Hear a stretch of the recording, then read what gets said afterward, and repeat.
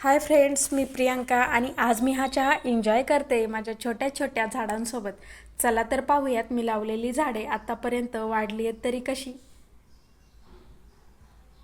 तर हे पहा, यामध्ये मी काही कोथिंबीर लावलेली होती.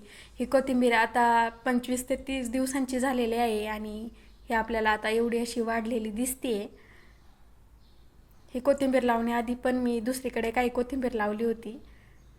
हे पहा, या अशा प्रकारे ही आधीची कोथिंबीर आहे मी लावलेली.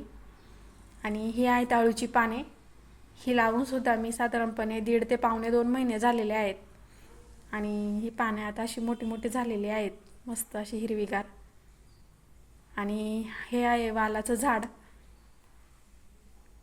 याने सुद्धा आता या ग्रिलला वेडे घेत घेत आपली उंची वाढवायला सुरुवात केली असं वाटतंय आता. छान हिरवगार असं वालाचं झाड झालेलं आहे आपलं. आणि ही वांग्याची झाडं आहेत. याला थोडीशी पानांवरती अळी पडली होती, तर ती पानं मी तोडून टाकली. ती झाडांच्या मुळाशीच टाकली, जेणेकरून त्याचं आपल्याला खत होईल. अशा प्रकारे मी 3 वांग्याची झाडे इथं लावलेली आहेत. आणि ही आहे टोमॅटोची झाडे. टोमॅटोची मी 3 झाडे लावलेली आहेत.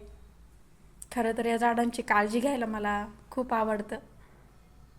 अशा प्रकारे ही पानं जी आहेत अळी पडलेली, मी ती तोडून टाकते झाडांची आणि ती त्यांच्या मुळाशीच टाकते.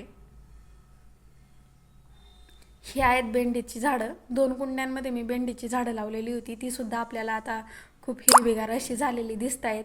पावसाचं पाणी, त्यात त्यांना शेणखत मिळालं, त्याच्यामुळे ही उंचच्या उंच अशी वाढलेली दिसत आहेत आपल्याला आता. आणि हे भेंडीला तर आता कळ्या पण लागल्या आहेत छोट्या छोट्या. अशा प्रकारे आपली झाडं इथं खूप छान झालेली दिसत आहेत आता. आणि ही आहेत मिरच्यांची झाडं. याच्यामध्ये काही गवत पण उगवलं होतं, तर ते मी बाजूला केलं. ही सर्व जी झाडं आहेत आणि त्याची रोपं मी सगळी घरीच तयार केलेली होती.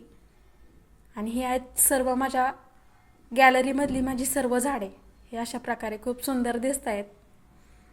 आणि हा आजूबाजूचा जो परिसर आहे तो सुद्धा खूप निसर्गरम्य आहे.